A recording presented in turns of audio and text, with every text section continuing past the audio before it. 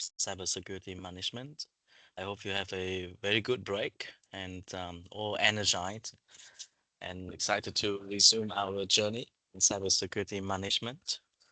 Before we start, just spend a few minutes to see if you have any questions about any of the assignments or any of the content on of the previous week or about the upcoming assignments.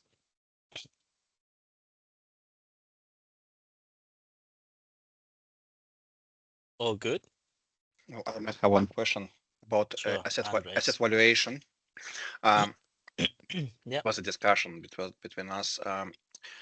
If we evaluate asset for security, let's say it's a data center, right? Yeah.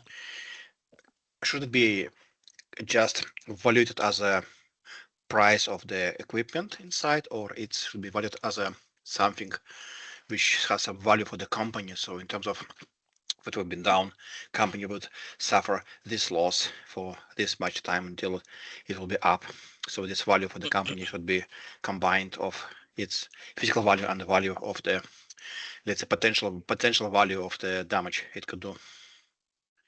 I think we mentioned it before how you value an asset. The value may come from the amount of money that you spend on purchasing the assets and also on the operational value as well, right? So how much revenue that value is generating for the company. So Yep. in that sense, I think you might want to consider how much revenue is a data center or any part of the data center is running that is generating for the company. Yep. It's not only the original cost of purchasing the equipment, but it's also the operation cost as well. And it's also the running cost. I think there's many factors that can come in. I would refer you to week 6 or week 7 for a more like example of how you can break down the value.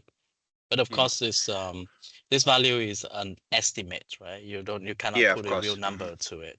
As long as it's reasonable and as long as you can explain it in a reasonable manner, that's acceptable.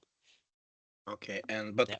there's also, let's say, in terms of the data center, I'm not Hmm. sure how much value it generates, but it kind of generates all the value and no the value at the same time because it powers up all the operations. So if it would be Yeah. down, company would stop working and suffer the loss. Yeah. But while it works, it kind of works and um, doesn't generate value on its own, right? It doesn't sell anything. It doesn't sell anything, but I mean, if it's the whole operation depends on it, then it's quite important, right? Mhm. But if it's lost But and you're not selling anything either. but is there like a way to kind of calculate how much percentage of total revenue it generates? Is there like a guidelines how to Um, split this? yeah, not that I know of. It depends on how much you value I mean, how valuable the software is running on the Mhm. data center. Right? If it's running like off-the-shelf software and it's not proprietary, then this might be one value. But if it's running like very um like proprietary piece of software, then it's become more valuable, right? Because it's containing a lot of IP in it. But if it So has, let's say, if it has, let's say, no backup, it also becomes much more valuable, right, for the operation yeah, because if it goes down, everything goes down. yeah. It's not only like valuable, it's become a single point of failure, right? So if it's Mhm. down, then the whole operation will shut down too. Yeah, of So course. in that sense, it's just like yeah, it's irreplaceable. It's irreplaceable. It cannot fail.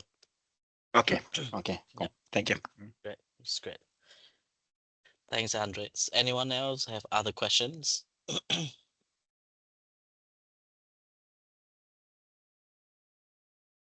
Yeah, so I mean, if you don't have any question, I think could you please check the group to make sure that the group is correct because there are a few instances today in some of the other workshop where students check their group and notice that they have been moved to a different group. right? So if you happen to form a group um, long before, and even if the group is full, so just please double check it once in a while, right? That you're still in the same group. It seemed to be some bug in the system that accidentally some student got removed from their original group.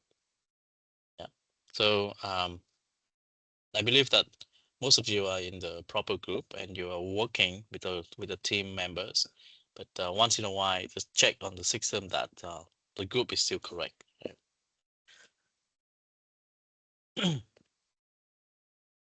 Okay. If there's no other question, then we can move on to the content of this week. And if um, if any of you attended the lecture yesterday, which was also run by me, and by the way, I will be taking over the class from Jima for the last 3 weeks. So he was still handling things in the background. He's still the unit chair, but I will be delivering the lecture as well at this workshop. So in yesterday's class, we cover security management models, and just a recap for any of you who did not attend yesterday on first the reason why we need this model. Um, so this is the story is like this, right? In the past 7 weeks, what we have seen is some components of like the big pictures. Like we have in the week 1, we have learned about the fundamental of cybersecurity, and we learn about planning. We learn about how to structure a program. We learn about policies, about the law, and about risk. Right? All of these things seem somehow related, but so far we know that they're related to cybersecurity management, but there's no structure yet, right? And this week we'll give you like sort of a big pictures stuff, like how they all related together. And they are presented in the form of the security management models. And what they are, I mean, this model are essentially some reference documents that is used in the industry to structure, to start, and to design their security program. Okay, so for example, you can imagine that you started a company or you hired by some company to start a cybersecurity program, right? So how do you start? How do you start? Where do you start? And this week we will learn like some of the framework, some of the reference document that can help you start the design and the implementation of a cybersecurity program for a company. So this week, the main objective of this week is for you to be able to recommend an information security management model and understand the subtle difference between blueprint, a framework, and a model. These three terms, blueprint, framework, and models, and even architectures, are used like interchangeably. And most of the time it's safe to use them that way, but sometimes for the sake of completeness, we would want to distinguish between them.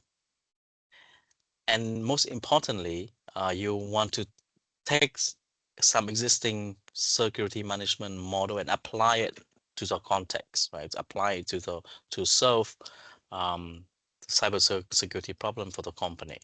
So these models are general, and of course they are meant to be general. And then your job is to take an appropriate model and apply it to the company.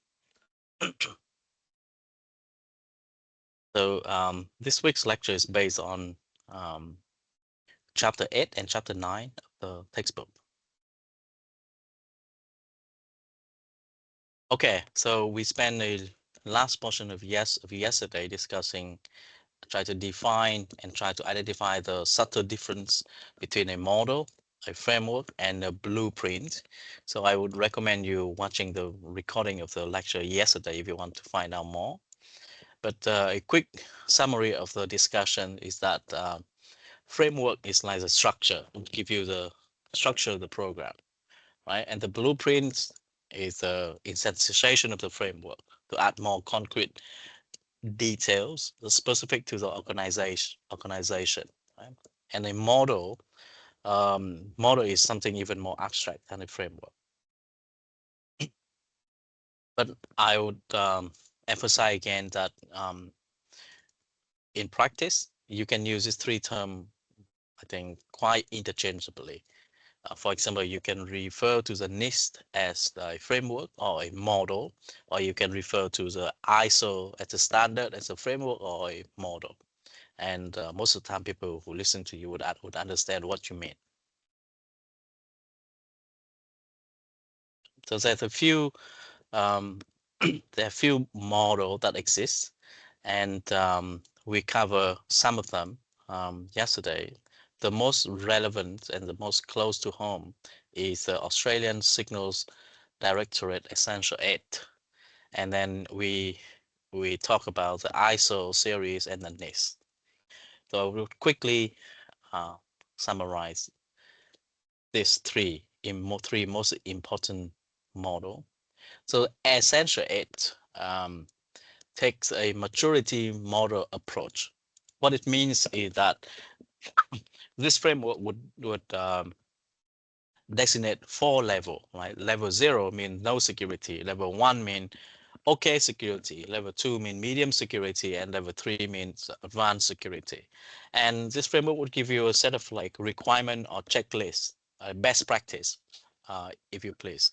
And depends on how your security control matches with with this list, you will be given the appropriate level. Okay, so there are basically three levels of maturity that you want to achieve. Of course, you don't want to achieve level 0. Level 0 is when you have basically no security control. Um, the lowest level that you want to aim for is level 1, and the highest is level 3. So this is the maturity model. The next one is the NIST model, where it's exemplified by this NIST Cybersecurity Framework, or CSF. And the main, I think the most important difference between the NIST framework and the Essential 8 is that NIST adopt this, what we call the risk-based framework. Okay, and we also discussed at length yesterday the difference between risk-based and maturity-based model. Um, I just want to remind you again that the Essential 8 adopt a maturity-based model, right? And the NIST is risk-based. So the main difference here in the risk-based is that to adopt this framework, you must have already carried out the risk assessment. You have a prioritized list of assets that is most important to you, the threat that is most imminent to you, and the thing that is most important and demand the most urgent attention. Okay, so there's the input to this framework is that prioritize list, is a priority list of things that you want to control and you want to address. And this framework will give you some recommendations, some guideline on what control and what security measure that you can use to address the threat or the vulnerability in the priority list. Okay? So this is different to the maturity-based level, where you can think of like the maturity-based level treat all the assets as equal. But in the risk-based framework, the assets are ranked by the importance um, and the impact if they are compromised. Okay, so in that sense, the risk base is more focused, because then you can once you identify which one is more important uh, for you to deal with, and you can focus the resource in addressing that asset or that problem first. Okay, so by being more focused, you can save more resource and you can achieve a better security posture. Um, Next, we talk about cybersecurity architecture model. What essentially it means is it describes the process of certification for some cybersecurity product. In this setting, you are a vendor and you develop a security product. It could be software or hardware, and you write a set of documents that describe this product, and you send the document and the product to a lab, and a certification authority will conduct some tests and some evaluation of the product in this lab. And if the experiment is good, then this certification authority will give you a certificate. Okay? So this certification process is for a security product. And there are a few examples of the certification authority. The first one is a TC-SAC, and the second one is common criteria. I believe this common criteria is more recent, and it sort of supersedes the structured computing system. So the TC-SAC is one of the earliest security certification authority, because they started with a very old book. It's called the Orange Book, and many years ago. Okay, and it's considered as cornerstone of the series. And this document, this book, define criteria for assessing access control in a computer system, and it's very specific. So to get this certificate, you have to meet all of these requirements. Okay. And the common criteria is more modern, and this is a modern computer security certification. It has a different terminology, have different concepts compared to the Orange Book, but the process at the high level is very similar. You have to send something to the laboratory, and some certification authority will have to conduct some tests to see whether the product meets the specific requirements or not. And then if it does, the authority will give you a certificate. And there's about 8 levels of assurance in this common criteria certification. And level 0 is indicate that you have that security product is sort of rubbish. And level 7 mean that it's really good. It has been formally defined, formally verified. The design has been formally verified, and the product has been formally tested. And I discussed yesterday why this EAL7 is really hard to achieve for generous software, right? And none of the operating system or none of the software that we use every day today can meet this EAL7, because it's a humongous task to formally verify some design, some implementation.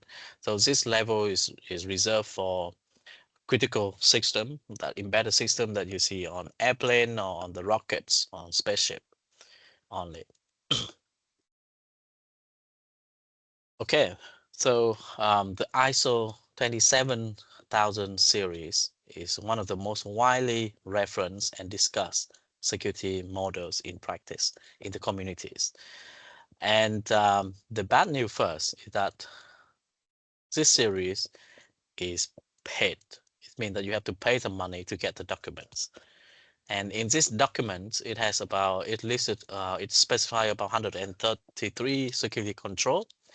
And out of this over 100 control, you have to identify which one is most important to you, to the organization, and then you have to implement it, and then you get to get the people from this organization to come in, then to verify whether the implementation is correct or not.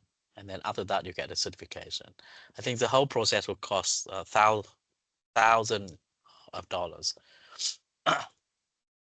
And luckily for us, I think if you're enrolled in this course, I think this document is available in the unit site. I think in week, I just searched and it's available on week 2. So let's just bring it here. If you can see, if you go on week 2, and you can see the ISO this level here. Okay, so this is a 5th edition, and you can get access to this. I think I checked online, and if you have to pay yourself, it costs over $200. So there's some criticism about this series, and I think the most important one is that there are no evidence and no reason to believe that this model is superior to the other non-paid model, which we will cover next. And another criticism is that this model is not very precise. So many of these control are defined in layman term. So it means it's open, they open for interpretation. Okay? So it's not very precise. Despite this limitation, this model, again, is still the most widely referenced, widely discussed, and widely used in the community. So I was saying about the free model, right? So which one is a free model? The NIST security model is free, and it's publicly available at no charge, and it has been available for some time. And the good thing about this is that since it's free and it's been available for a long time, then the chances are some good security expert uh, have have looked at them and to verify whether this document has any flaw or not.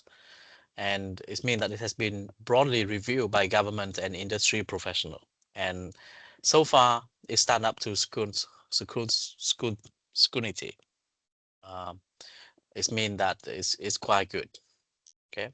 And in the past few weeks, you have, I think, you have been asked to look at some of this NIST document. For example, SP, the Special Publication 800-12. I think you have looked at it in week 4, if I remember correctly. And there's this special publication 800-14 is where it describes the best practice to um, to design a security blueprint. Okay, so this is the one that you might want to use for the workshop this week. Okay, so the key takeaway here is that the NIST is free and the ISO standard is not free, but the ISO standard seems to um, be widely referenced and discussed, even more popular than the NIST model. And people are very proud to display their like ISO 27000 certification. But the NIST is more of the reference documents, right? This one doesn't give you certificates, but the ISO series give you certificate.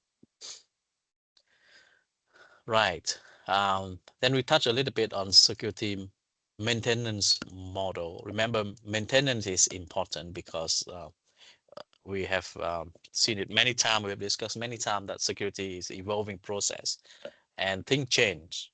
And because thing changes, you want a maintenance model in place to anticipate the change and to adapt to the system. So this change can happen because the organization acquire new asset or because new vulnerabilities that arise. And it could be because the organization have some adjustable procedure and system changes thing internally. So you have to change as well. So security model have to change as well. All right. And another thing that we discussed yesterday is access control model, where where it was emphasized how important access controls is. It's one of the most important piece of the cybersecurity program, right? Because it's, as I said, it's the last line of defense. So if you can break through the access control, if you can bypass access control, you are inside the system. Yeah, you are considered as an insider, and then you can do a lot of things. And access control model is used to refer not only to software, but also to the policy that control the software, like who get access to what, like the configuration of that software. And this model also increase physical security, physical access control, like lock and security guards. And the last point that we covered yesterday was a key principles of access control, where we discuss some of these principles and focusing on separation of duties and principle of least privilege. So yesterday we discussed a few examples of what separation of duties is. And a recap is that a separation of duty is that when you have a job, you split it out to two or multiple people, and these people have to come together to fulfill that job. You can imagine this example where you have a single key, and you have to break that key. You have to physically break that key into two pieces and give it to two people, and these two people have to come together to reassemble the original key to open that lock. Okay, so that is an example of separation of duties. And we briefly touch about principle of least privilege. So because of that, maybe now is a good time to have a discussion on what do you think the principle of least privilege means. And can you give an example in real life of some system that follows this principle of least privilege?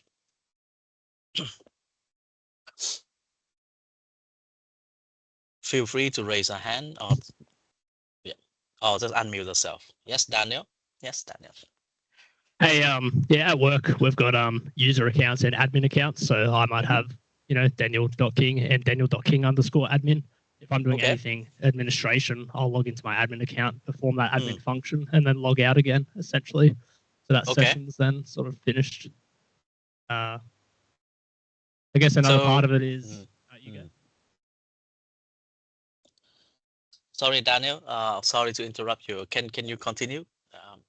Yeah, sure. I was just going to say another part of it would be that I only have the privileges to do what's part of my job role, if that makes sense. So if I'm responsible for certain I guess services that we provide, applications that we provide, I don't have administrative privileges over the ones that I don't do as part of my job, if that makes sense. There's no God role, so to speak.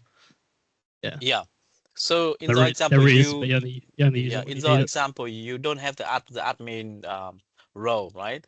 But you mentioned that you have enough permission to do the job. Can you elaborate a bit more on that? Like, what can you not do using the account? I mean, so it means there are some other people doing their job as well, and they are also not admin. But from the account, you cannot do their job. Can you give an example of the people with similar role but not admin role? Yeah, so most of my role is network applications.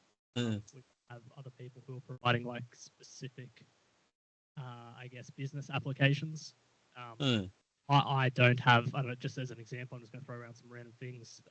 The guy who manages Salesforce doesn't have permissions to log into the routers and reconfigure them, whereas I do. Yep. And I don't have permissions to log into the Salesforce administrative panels, whereas he does, if that makes sense. Yeah, I think that makes sense. I think it's a good example of principle of like minimal privilege. But do you think that the privilege that you are given is a list? It's only the one that you needed to do your job, or you can do something that is slightly not in the job scope as well? Yeah, it's definitely a little bit higher than probably exactly what I need, and that sort of happens over time. It's sort of like entropy almost, if that makes sense. Yeah. I get that. I request permission to do one very specific thing, and then it sort of just stays, and then over time, I get more. And more permissions. Every now and then there's an audit, and they clean it up and tidy everything up, and yeah, so. Yeah, that makes sense. I think that the idea is we're aiming towards that idea, if that makes sense. Yeah. So here is to reduce the privilege. That is our first step. Right? But I'm sure that you are not given the least privilege, and the example that you're given is very good. is very good. That sometimes you need some ad hoc privilege to do one job, but then it stays, right? So it means even when you don't need that privilege, it's still there, and this means that it's not least privilege anymore. Thanks, Daniel. Baba, yeah, you want to share the whole story? Yeah, thanks. So just to confirm your question, was it around, you said what systems are What used to example? What achieve this? example have you encountered any example of a thing that actually adopt this principle of least privilege? Sure, yeah. So I think building up on what Daniel said, so I think what's fairly common in organization from what I've seen is how, for example, Active Directory and essentially Microsoft product it creates security groups or group policies, and Yeah. then you put people in roles, granting them role-based access. That's Mm. one of the ways of ensuring that, let's say, for example, you create a group called marketing, and then you Yeah. put and then within marketing you could have um, sort of sub roles, and then based on that uh, person's job title, they will go into these sub roles and within the marketing department, and they will have access only to that sort of information and systems. You can replicate that for different departments. So this is all within Active Directory. Yeah. Exactly, and the roles can be very granular because it is a hierarchical system, Active Directory, Mm. and you can Mm. go as nested as you like. I think with most organizations, I've noticed it starts with Active Directory removing local admin password, local administrator rights on their devices, be it servers, be it laptops. So it's taking away, it's sort of like allow listing to all Mm. systems and devices. So instead of removing access, you just remove all access and then you start giving access to what they need. It's not perfectly least privilege because then there are different systems that you might need to suspect and access. So I think every vendor, what they've done, especially IT vendors nowadays or security vendors, within their product line, they've tried to build this principle of least privilege. Some of them refer to it as zero trust. Um, Mm. this could be on the software side or hardware side, which is usually achieved by like Microsoft. They cover a lot on enterprise, and then on a network side, you have security, so correct, and yeah, a lot of products integrate with AD. And then like on network side, we have the likes of Zscaler coming in with secure web gateways. And what they do is before you could VPN into the, let's say if you're working remotely, you VPN into the corporate network, and that gives you access to the entire network. Whereas Mm. now with tools like secure web gateways, you connect only to that application with granular access to do just what you have requested. That's it, and you're out. So Mm. it's like you enter instead of like walking through the data center and you have access to all rooms, you won't even see what's there. You will get a private access into that particular rack within that room, access what you need to do, and you're out. And sometimes that session is timed. And I think that I think with every stack of security that you add, you can achieve this least privilege better. But it's not. I'm not aware of any single system in the market that achieves this. Mm. Just like with Essential 8, you mentioned how there are different levels. Um, a lot of companies come and provide consultancy and talk about achieving the privileged access aspect of Essential 8. And then there are three levels. And then for each level, when you get more mature, you'll see that you need to bring new systems in to enable those levels. So there's no single system that I'm aware of that's able to achieve true least privilege. It's a Mm. combination and a diverse set of systems that will hope essentially bring it to the theoretical principle of least privilege. Mm.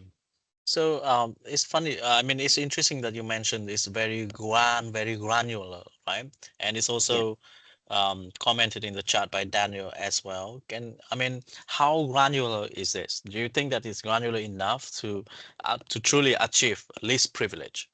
I mean, how So, deep how deep the hierarchy of the group will have to go to actually give you only the privilege that you need?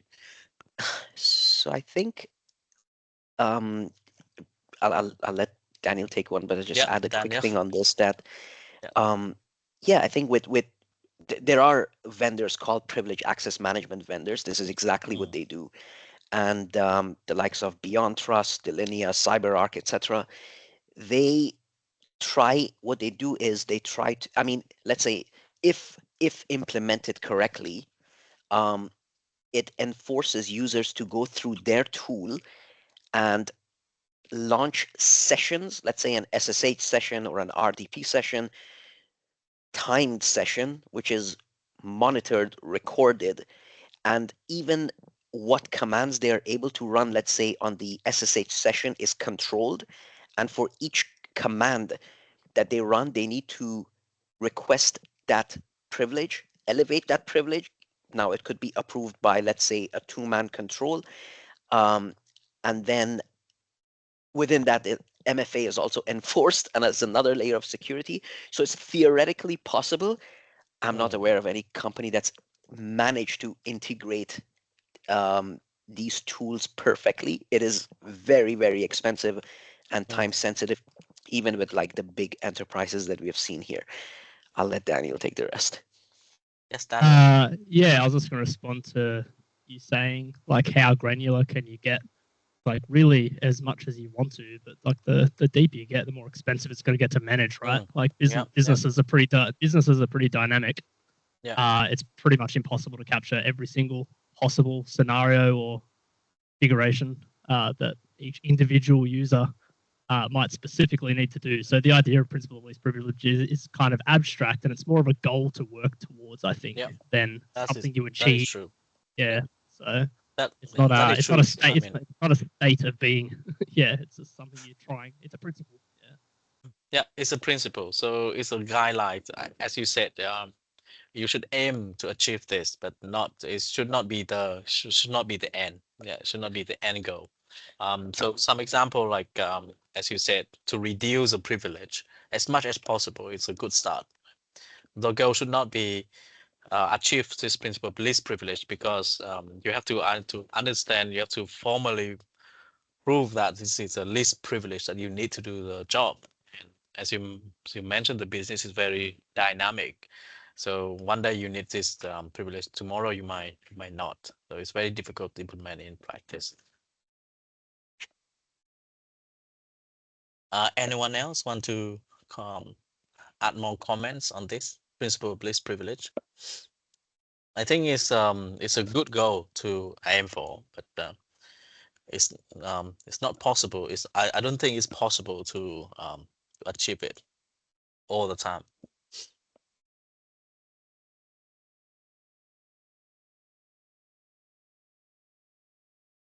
So since you have Babak and Daniel here who are experienced with Active Directory, do you know if they implement some sort of separation of duties there as well? I'm not very familiar with Microsoft system. So one thing for sure that they implement this principle of least privilege, but how about separation of duties? Do you guys know? Yep. You can technically, but whether you do as an organization is a different story, if that makes sense. So you could make groups that have access to do two specific things, like the example I gave before, for someone responsible for network devices, someone responsible for another application. You could create a group for each of those areas or duties and then assign people. Okay. Yeah. Whether you do that as an organization is really if you're following, some of these principles here. I guess we sort of do it where we are. Yeah.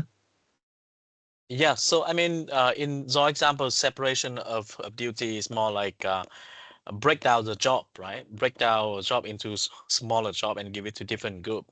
But another interpretation of separation of duty is that you have one job, but you require the presence of two people in order to perform that job. You need like two access key to activate some function, for example. Have you guys seen that in practice in your companies or any system that you've seen? The closest I can think is like in our sort of change management stuff. So we push something into Git. It needs to be reviewed and approved by someone else. That's very good. Duty. Yeah. So if that's a good example, yeah.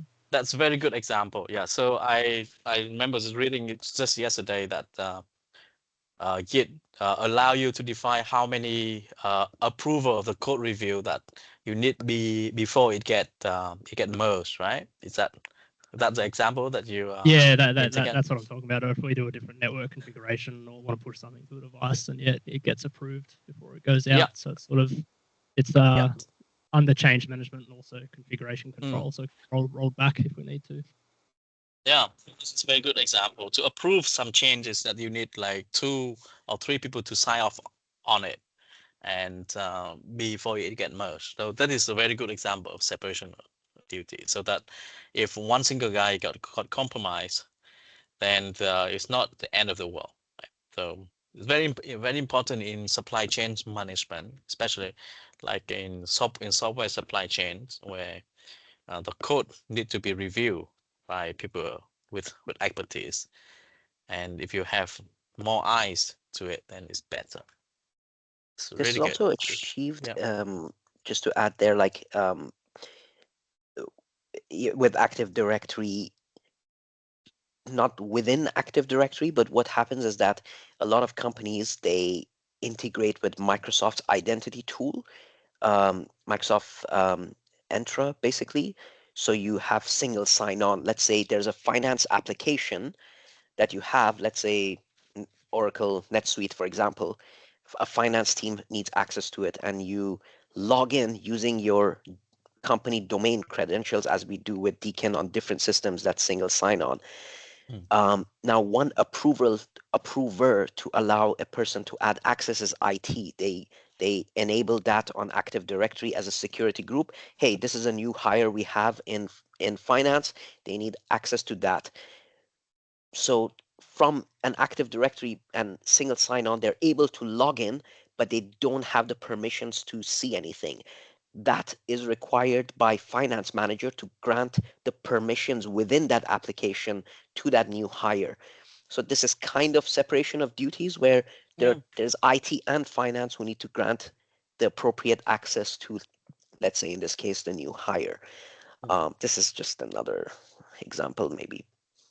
I think that's a good example of principle of least privilege as well. As you say Mm, that you can log in, but once you log in, you cannot see anything yet, right? yeah, yeah. So yeah, so it's a good example that combine both of them, separation of duty and principle of least privilege. Anyone else have another example to share with us? I think we can think of a lot of like counter examples, right? But it's easy to see counter example than identify some real system that implement any of this, because these principles are easier said than done. I mean, implement them takes a lot of hard work and I think careful design. Yeah. a less technical example of separation of duties might be like to get access to an asset, let's say a company laptop. You might have to Mm-hmm. get the sign off of a form. So you fill in a form, you sign it, your manager signs it, and then finance needs to sign it or something. You know what I mean? So it can be non-technical as well. It doesn't have to be some system. Yep. Yeah. Yeah. So That's a good example. And one of the examples that I that was discussed yesterday was like joint bank account, right? To withdraw any money, you need a signature from both from like all the parties that own that joint bank account. So it's good. It's good to like spread out the responsibility to implement some sort of like check and balance in those example. And yeah, there could be as many real life implementation of separation of duty as in like cybersecurity setting. Yep. And I think the other principle, two-man control, mandatory vacation, task rotation, and job rotation is quite straightforward. And I think it's easy to see what they mean. Um, any example of something that you've seen in access control system that is not covered by this principle? Any good practice that you have that you have seen, you have observed, but it's not part of any of this principle?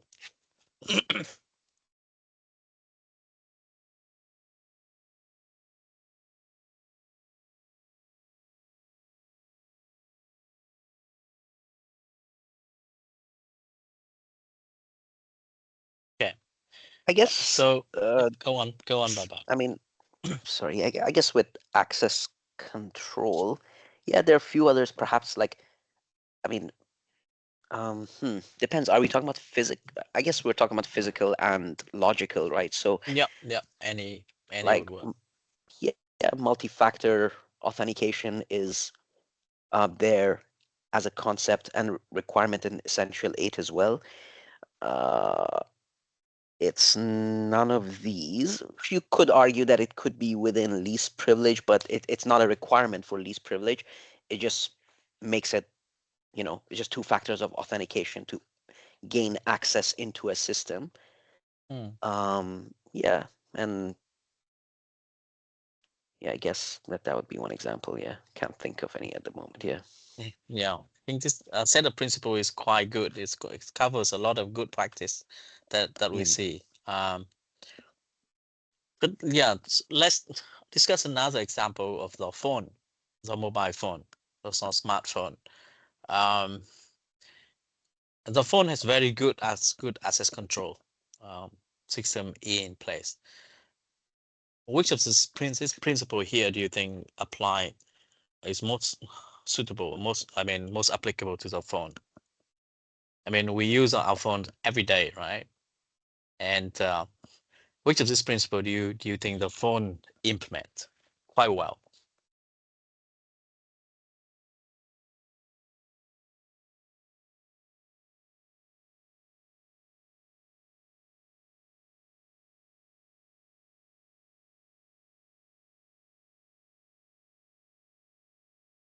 The phone need to implement a very good access control to make sure that only the right owner, only the right person can access like some of the resources in the phone, right? Like the pictures, like the network, and some of the apps as well. So which of this principle do you think was implemented in the phone?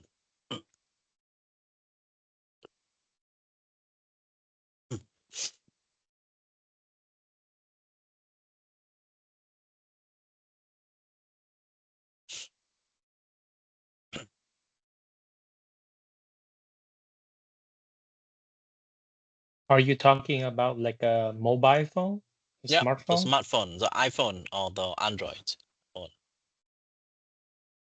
It's not easy for people to get access. I mean, to break access control in the phone, right? And what does this principle do you think the phone implement that make that happen?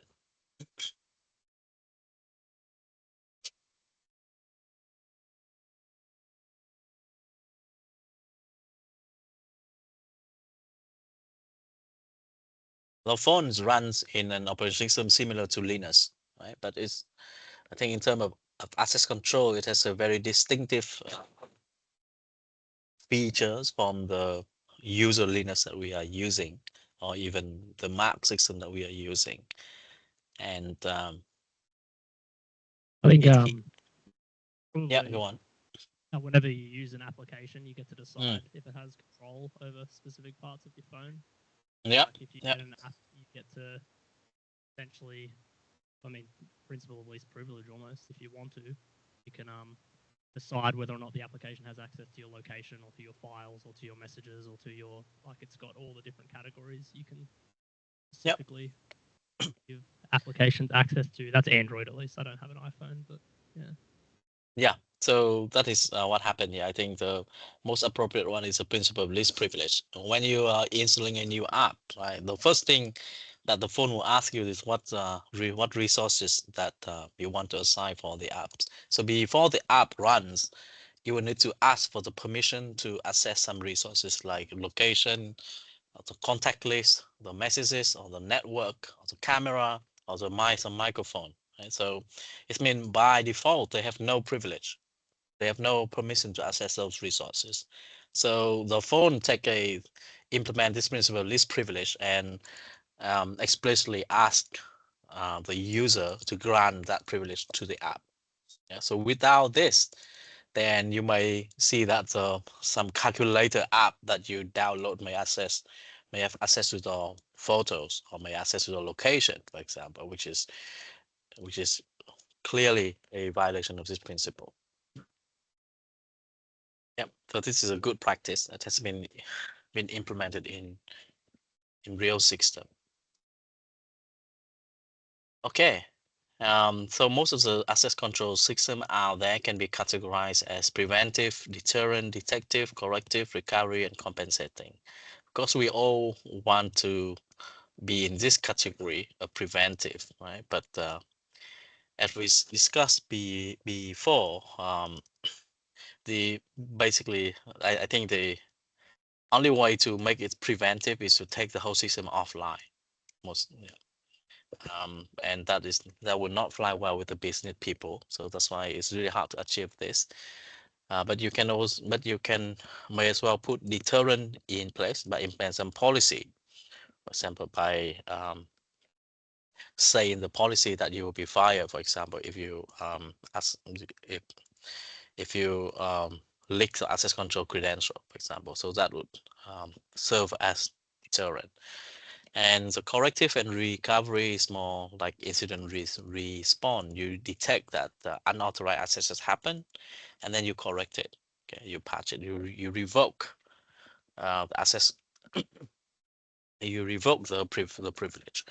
And revocation is one of the big challenges in access control system, because it depends on how you implement it. Sometimes it's hard to track down who's get access to what, and before you can revoke them. So corrective and recovery is a good feature to have, but keep in mind that it's quite challenging. It's not that simple. Okay, so that is the content for this week. We talk about different model and different framework that you can start with to design the cybersecurity program.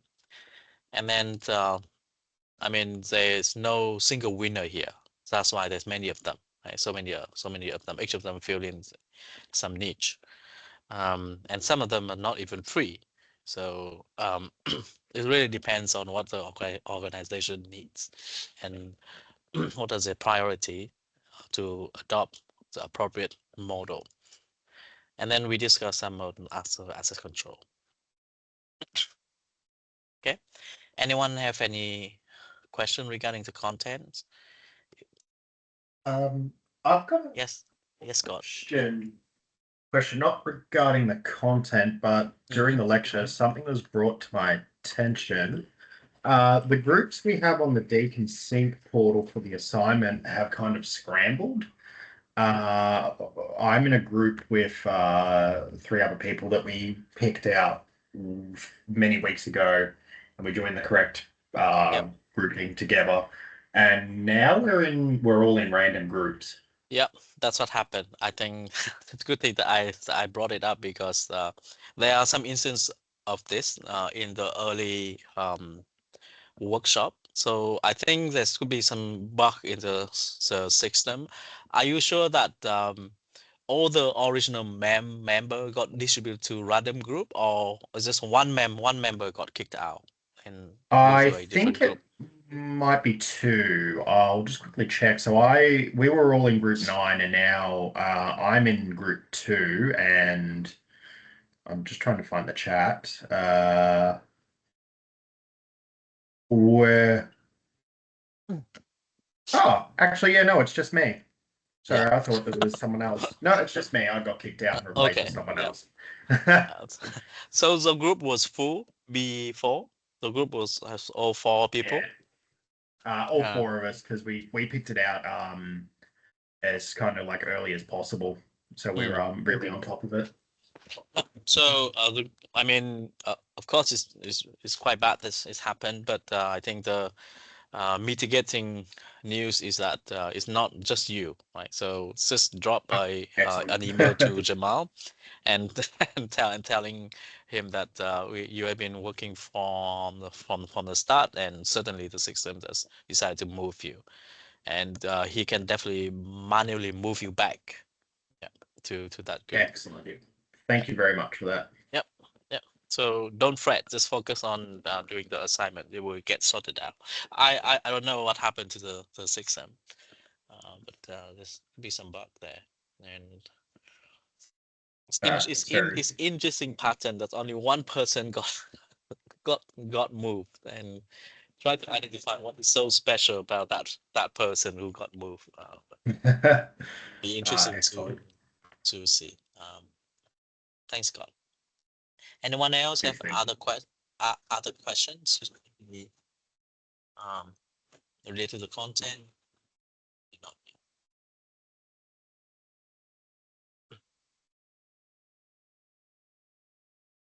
Okay, if not, then we can go to the workshop this week. Where is it? I think it's here.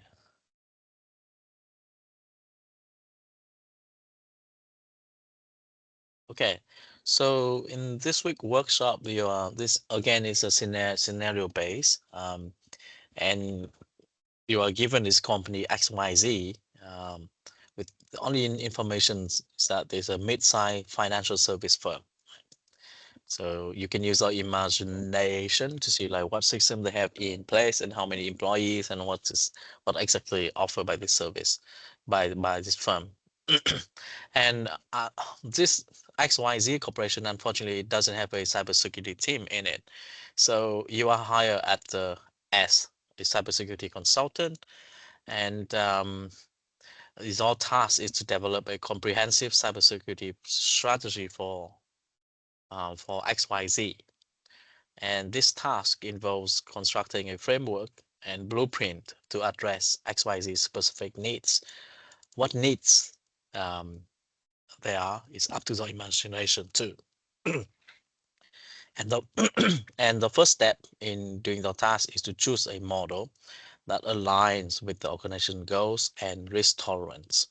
Again, it does not give you any information about risk tolerance, so use a common sense um, to make some assumption about the risk profile of this company, risk appetite of this company. So there are three tasks. The task one is to select a suitable security management model and justify their choice. So let me bring back the slide here. There's a few model that we went through. There are a few that we discussed just now, and others that is covered in the slides. So just pick one or two if you want, and justify why do you think it's suitable for this company. Remember, it's a mid-sized financial service company, right? So which of this model is most appropriate? And discuss the applicability of the alternative model. So it's part of this justification too. So once you identify the model, the next task is to create a brief security framework documents. And what it entails is that you take this model and you have to adapt it to the context, right? Remember, these models are meant to be general, so it's not specific to the XYZ context. You have to adapt it. For example, one of the adaptation is, for example, there's 100 of security control. You have to pick only 10, for example, because only 10 of them are relevant. So this task asks you to outline the adaptation process. What it means is you have to detail the step required to align the model with the company's specific needs and operational environment. And once you adapt this, and you have to explain, you have to give the reason on why you select this adaptation process. Okay, and the final task is that once you adapt the model to the company environment, then you can double down um, and write a security blueprint, to design a security blueprint by actually have a concrete plan to how to implement that model, right? Like for example, uh, if for each of these this relevant controls that you identify in the model, then you have to write down the goals and objectives that is relevant to the organization. Okay, so and define the implementation strategy and some timeline. So this one is like a specific plan to achieve this framework here, to implement this framework. So this is going back to, I think, week 3 or week 4, where you are asked to write the goals and the tactics and the objectives, right? But now you have more guided, because you have this framework in place. So for each of these points in this framework, you just need to write down the goal and objective and specify some timeline. Okay. So these 3 tasks can be done in order. You start from the top, select some high-level framework, adapt it to the environment, and add in more details. So yeah, I think it's quite clear. And this is the background. And I will leave about 25 minutes for you guys to think about this, and then we can have a discussion among ourselves. Okay. So remember, the list of the model that you can pick from is here, but they're not comprehensive, not comprehensive, not complete. So if you know of any other model that is not included here, then feel free to use them too. Yeah. But I think it's a pretty good list already. All right. So I will. Yeah. Let's discuss at around 8 o'clock. Have fun. If you have any questions, feel free to type it in the chat.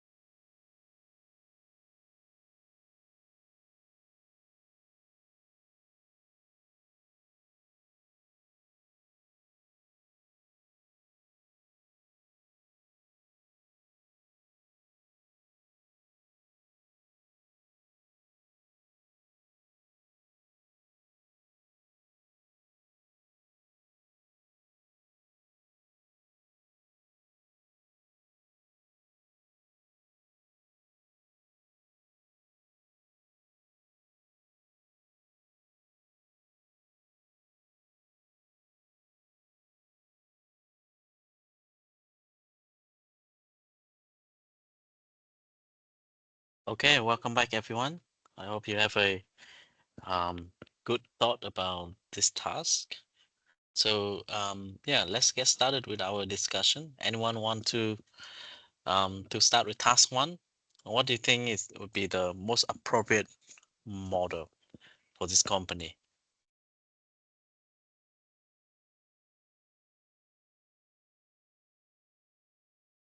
It's hard to choose actually.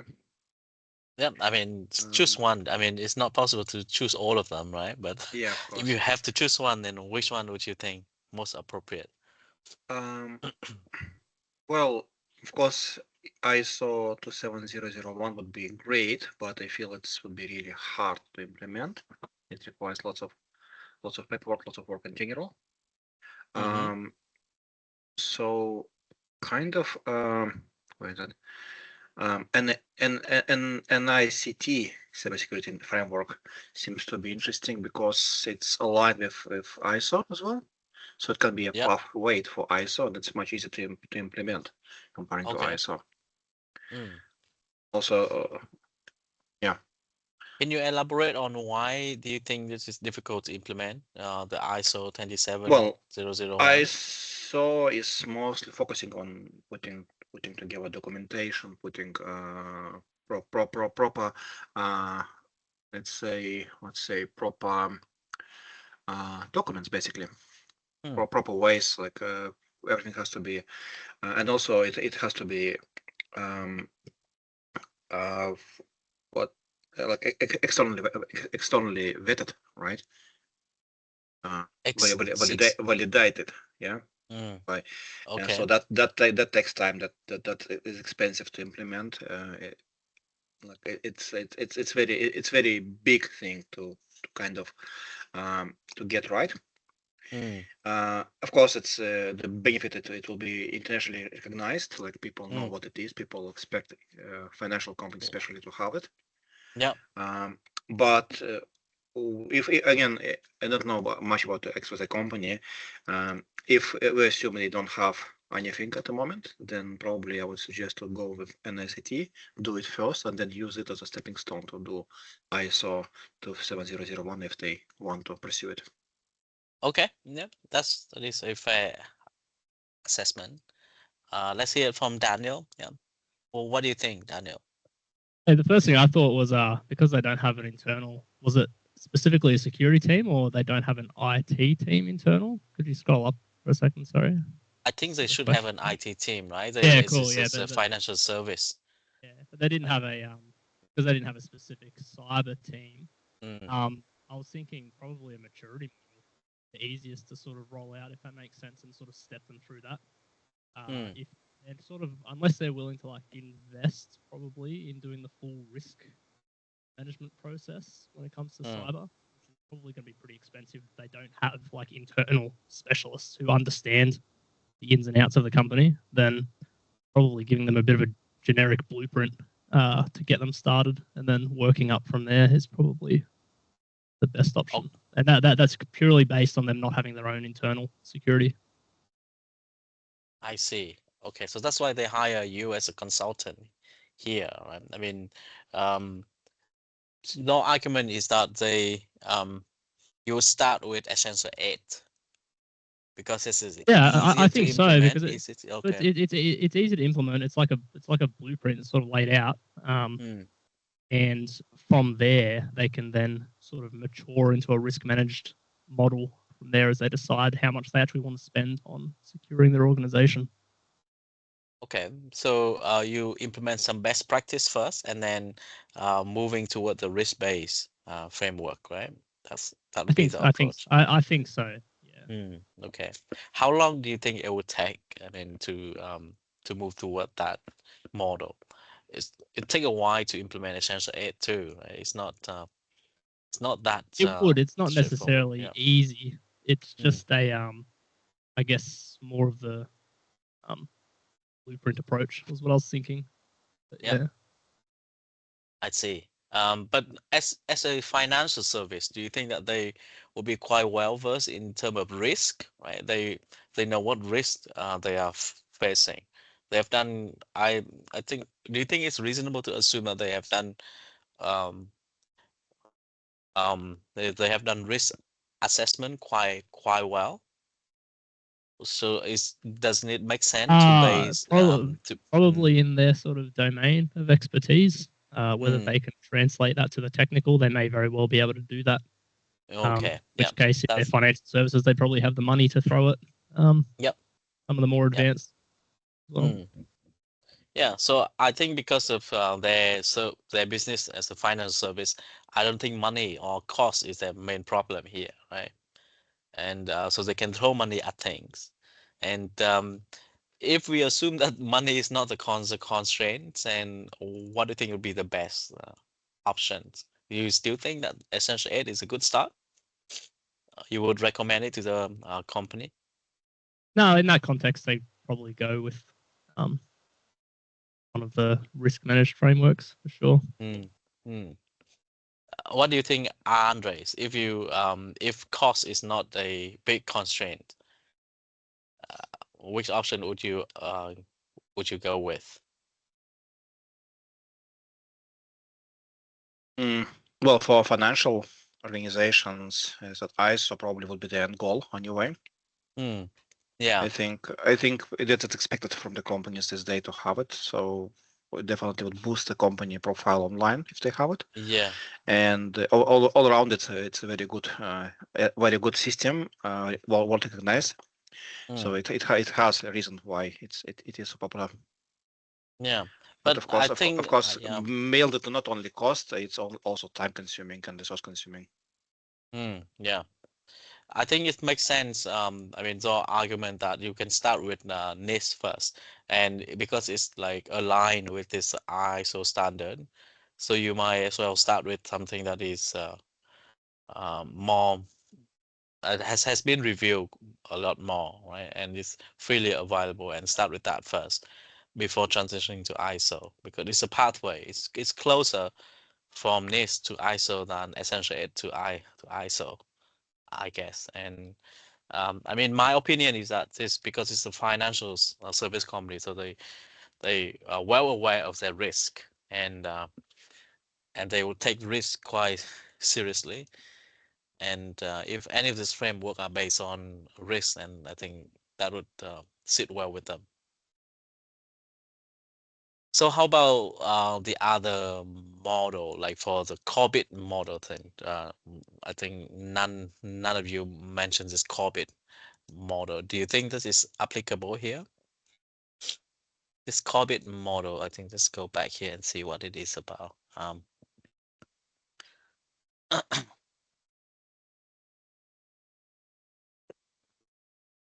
It's developed by this organization, and yep, go on. Sorry. Well, Corbett apparently it's more focusing on IT and business goals, and doesn't kind of basically it's suited for organizations which prioritizes IT governance. So basically, and the companies which are, I guess, basically have complex, much mature IT systems and want to integrate into let's say the company itself, kind of.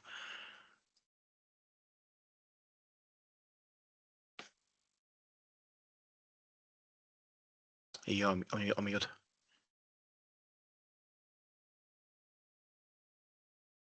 Yep, I think this is a good good point that Corbett is more like a to get toward IT instead of like specifically design for security, right? So it looked like it's not as good as the other security framework, because Corbett is like more focusing on IT and governance, and this one is like a mid-sized company, right? They want to Yeah. move very fast, and and I think they would have some hostile view against governance. I think because for a small company they want to move quite fast, and governance is like slow them down a lot. And yeah, I think for this reason, I agree that Corbett might not be the most suitable model. Anyone else want to add into this conversation?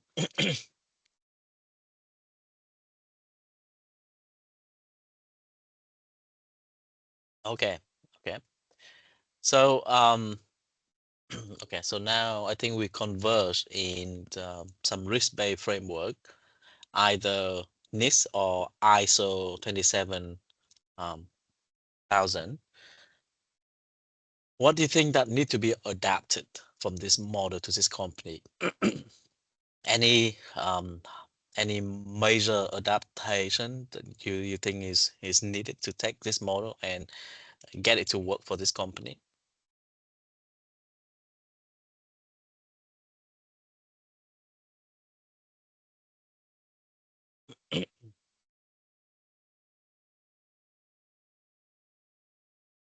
So I think one thing you can do is to go back to this NIST framework, right, where they identify a lot of like pillars here. So I think part of the adaptation is to identify which of this pillar, which part of this pillar is most important to the company, where you should prioritize. So in your opinion, if you let's take an example of this NIST CSF, like okay, which one, how would you adapt this to the company? Yes, King. I think you mentioned about identify. For the first, you have to identify to do a risk assessment to identify Mm, the existing situation on in the vulnerability, and then if flash that already exists, and mm, also to look into the existing security measure to see mm, if is sufficient enough, and also look into the policies and procedures currently mm. they're using, and see what the company can to do next. It can help to identify the next step. Yeah. So you think This is the first. the identify pillar is the most important one for this Yeah, company? yeah, yeah. I see. So identify is this like you list assess and risk assessment, right? But I think it's only the first step, right? I mean, identify thing is only the first step, but ultimately you still need some protection or control in place. So I think there's some other pillars that you need to focus on too. Like, what do you think those pillars could be? I mean, what are the most important component of those pillars for the financial service company? Of course, identify is very important. You have to identify. You have to make sure that the client identify and the employees are identified correctly. But then, what would be the next step?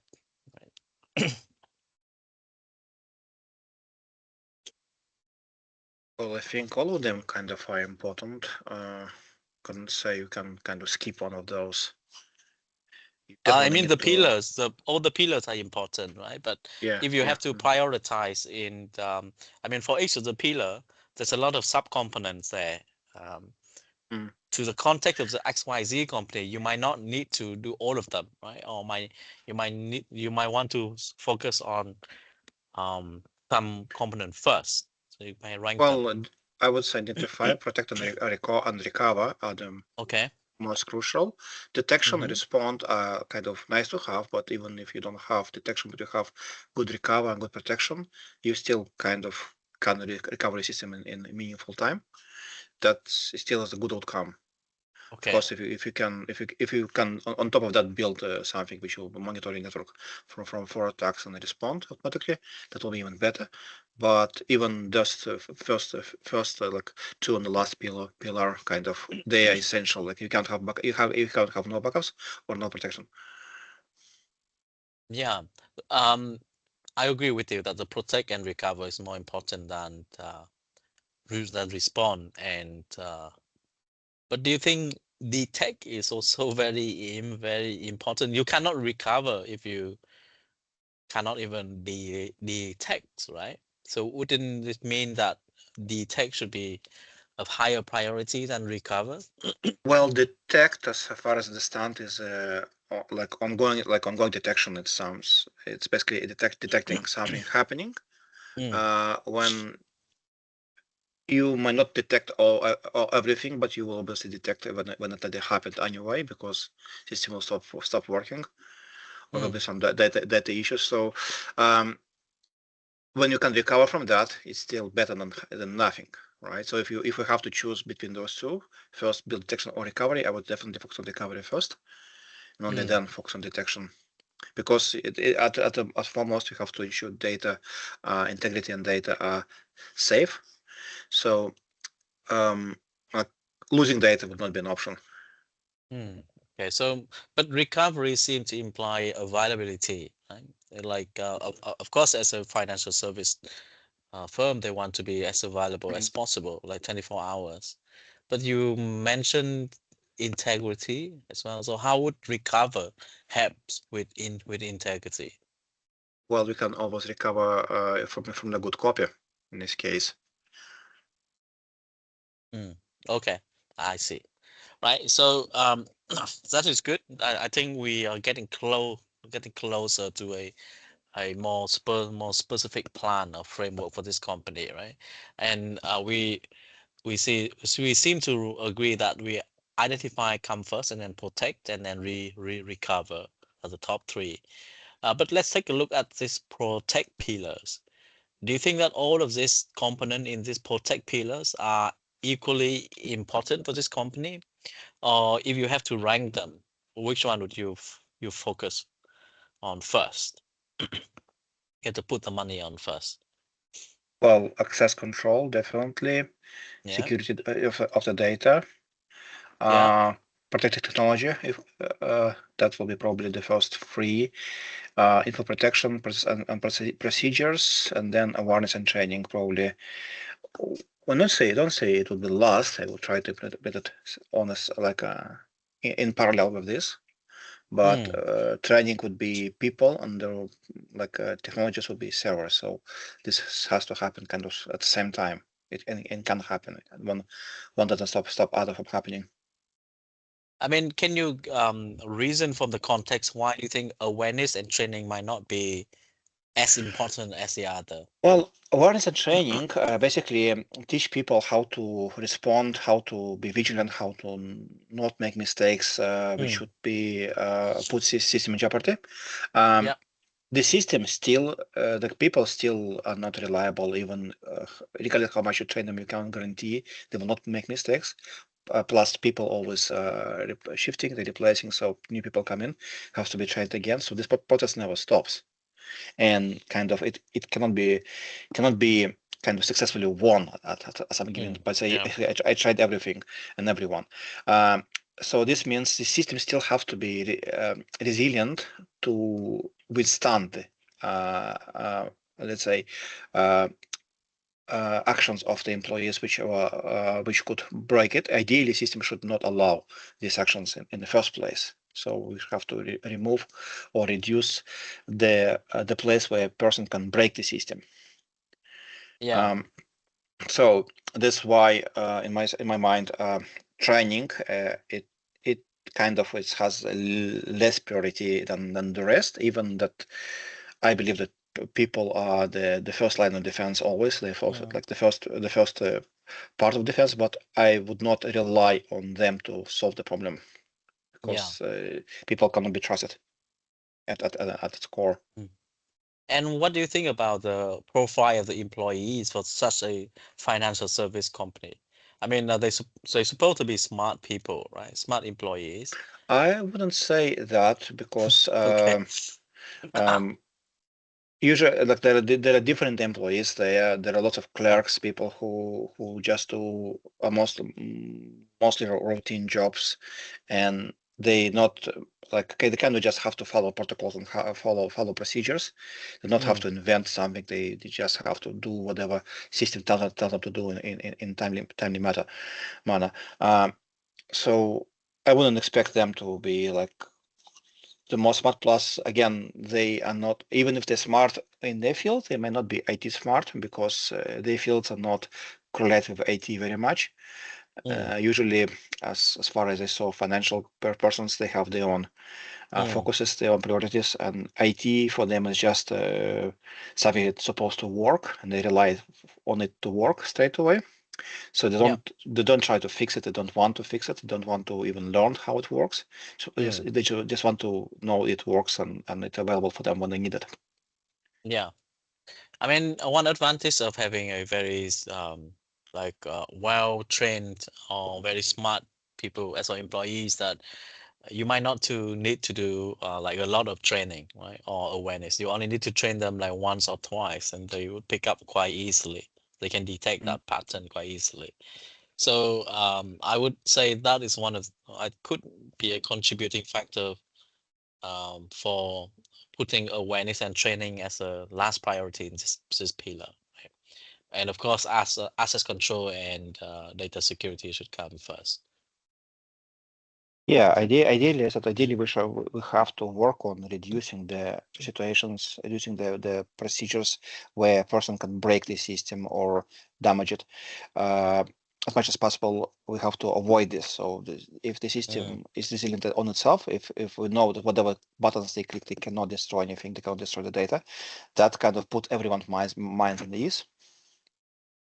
That's one of the things which I implement heavily when I build my CRM. Because I don't want I just never build this interface which can lead to someone just using it incorrectly and breaking it. I believe I don't want the technology have to solve problems, not people's technology problems. Yeah, that's good. That's good. Yeah, that's good. It's good to know that you try to reduce attack surface in that way. That is a good way to design the system. Right. Yeah. So this is what this task is about. You just take this model and try to try to use it in a way that is suitable for the organization. And in this example, not all of this not all of these pillars are of the utmost important, of the highest priority to this company, right? So the part of the adaptation process is to identify what is more important for the company and what you should do first, what you should put more resource on.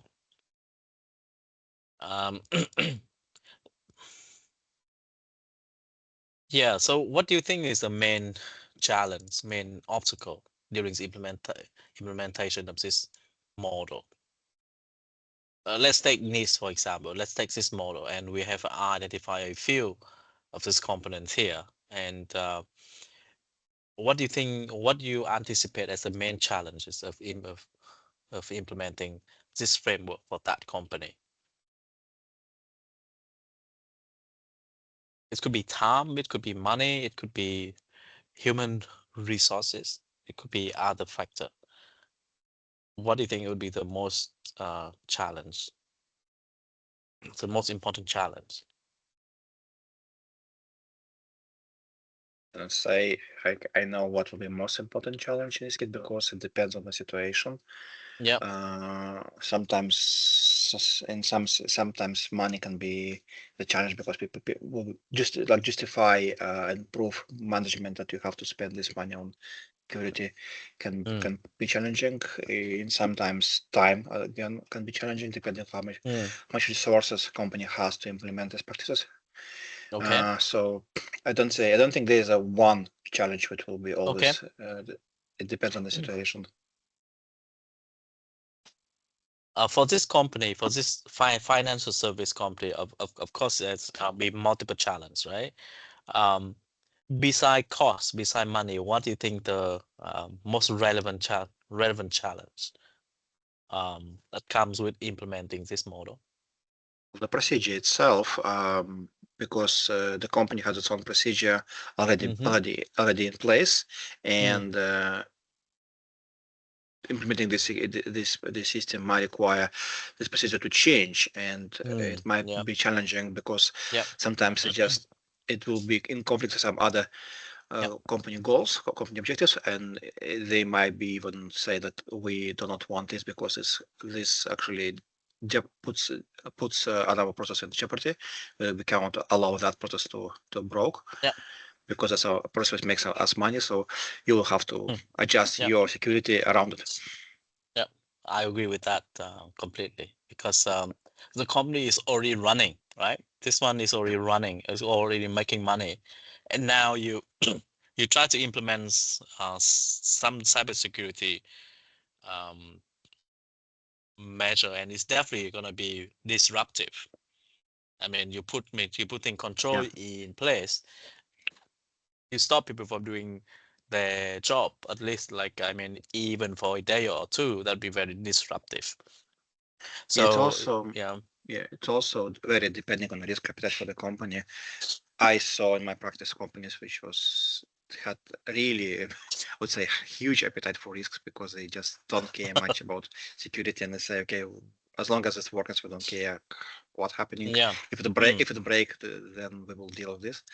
That, of course, is a terrible approach in my mind, but companies yeah, like that exist and they work like that for years, yeah. and just I someone prove them think wrong, yeah. they just don't care.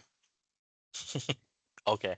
Yeah, for those companies it'll be easier. I know that'll be very difficult to implement this model. You might have to might have to choose someone that is very simple to implement and not much security in order to satisfy them. But anyway, thank you. Thank for the discussion. I think we left with task 3, but I think task 3 I think you can do it in the own time. It's really depends on like what you assume about the company and what model that you selected. So yeah, so for the benefit, because of the time constraint, let's not do it now. I think if you want to discuss it next week, then we can discuss it next week. So next week is also about cybersecurity management model as well, some extension of this. So we can always go back to this task next week. Okay, thanks everyone for joining me. The time is up, so I will stop now and I will see you guys next week. So have a good evening and have a good rest of the See week. you guys. Bye. Thank you. Thank you. Bye.